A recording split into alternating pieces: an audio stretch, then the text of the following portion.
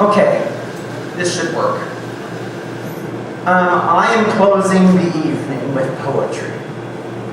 I'm not a big fan of poetry, but there is some of it in existence that's rather quite nice. This is a piece that was written 100 years ago or so in Baltimore by Edgar Allan Poe. And it's one that's well known and well heard and well received, usually around Halloween. But it's actually a Christmas poem. So I'm going to close the evening with The Raven.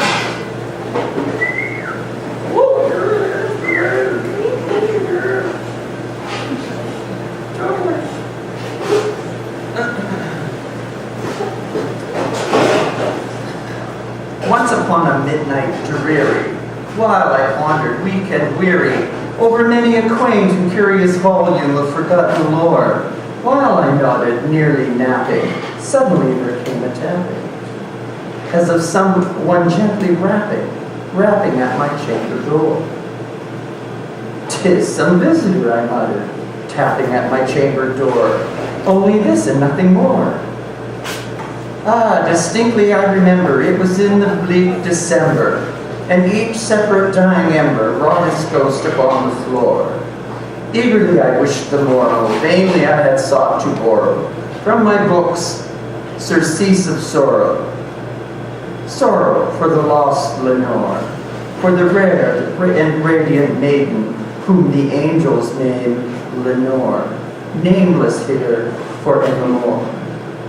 And the silken sad uncertain rustling of each purple curtain thrilled me, filled me with fantastic terrors never felt before, so that now, to still the beating of my heart, I stood repeating to someone, visitor, retreating, entrance at my chamber door. Some late visitor, entreating entrance at my chamber door. This it is, and nothing more. Presently my soul grew stronger, hesitating then no longer. "Sir," said I, "or madam, truly your forgiveness I implore. But the fact is, I was napping, and so gently you came rapping, and so faintly you came tapping at my chamber door, that I scarce was sure I heard you. Here I opened wide the door, darkness there, and nothing more. Deep into that darkness peering, long I stood there, wondering, fearing, doubting, dreaming, dreams no mortal ever dared to dream before. But the silence was unbroken, and the stillness gave no token, and the only word there spoken was a whispered word, Lenore. This I whispered, and an echo murmured back the word, Lenore. Merely this, and nothing more. Back into the chamber turning, all my soul within me burning, soon again I heard a tapping somewhat louder than before. "Surely," said I, "surely that is something at my window lattice. Let me see then what that there the rat is, and this mystery explore. Let my heart be still a moment, and this mystery explore. 'Tis the wind and nothing more." Once here, open here I flung the shutter, when with many flirt and flutter, in there stepped a stately raven of the saintly days of yore. Not the least obeisance made he, not a minute stopped or stayed he, but with mien of lord or lady, perched above my chamber door, perched upon a bust of Pallas, just above my chamber door, perched and sat, and nothing more. Then this ebony bird, beguiling my sad fancying into smiling, by the grave and stern decorum of the countenance it wore. "Though thy crest be shorn and shaven, thou," I said, "art sure no craven. Ghastly, grim, and ancient raven, wandering from the nightly shore, tell me what thy lordly name is on this night's Plutonian shore." Quoth the raven, "Nevermore." Much I marveled this ungainly fowl to hear discourse so plainly, though its answer little meaning, little relevance bore. For we cannot help agreeing that no living human being ever yet was blessed with seeing bird above his chamber door. Bird or beast upon the sculptured bust above his chamber door, with such name as Nevermore. But the raven, sitting lonely on the placid bus, spoke only that one word, as if his soul in that one word he did outpour. Nothing farther than he uttered, not a feather than he fluttered, till I scarcely more than muttered other friends have flown before. On the morrow he will leave me, as my hopes have flown before. Then the bird said, nevermore. Startled at the stillness broken by reply so aptly spoken, doubtless, said I, what it utters is its only stock and store, caught from some unhappy master, whom unmerciful disaster followed fast and followed faster, till his songs one burden bore, till the dirges of his hope that melancholy burden bore, of never, nevermore.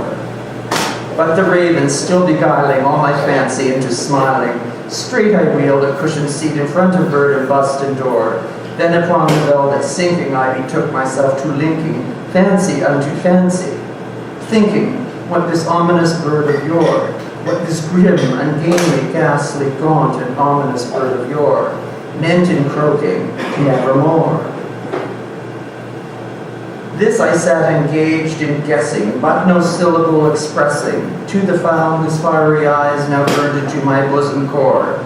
This and more I sat divining, with my head at ease, reclining on the cushion's velvet lining that the lamp-light gloated o'er, but whose violet lining the lamp-light gloating o'er.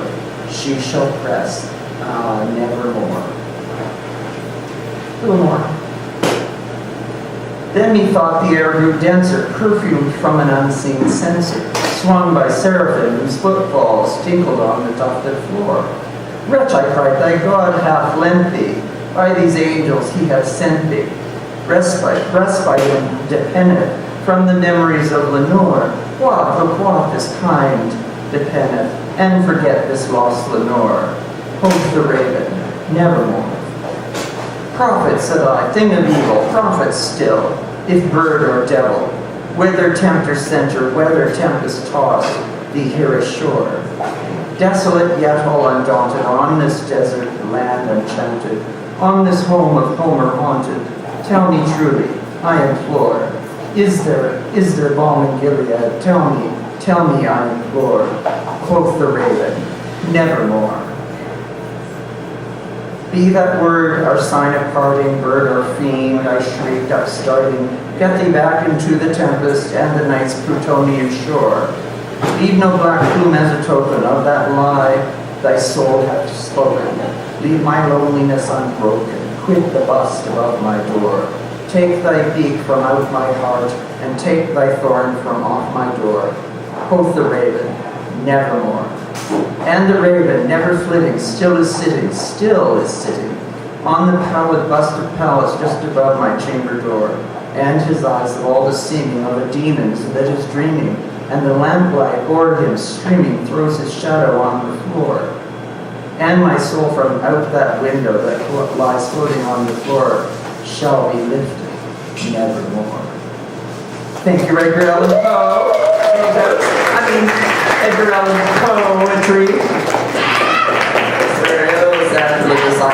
So that's it for us for the readings for tonight. Are there any questions that I might? Any queries? Okay, thank you very much. I'll give you back to Candy.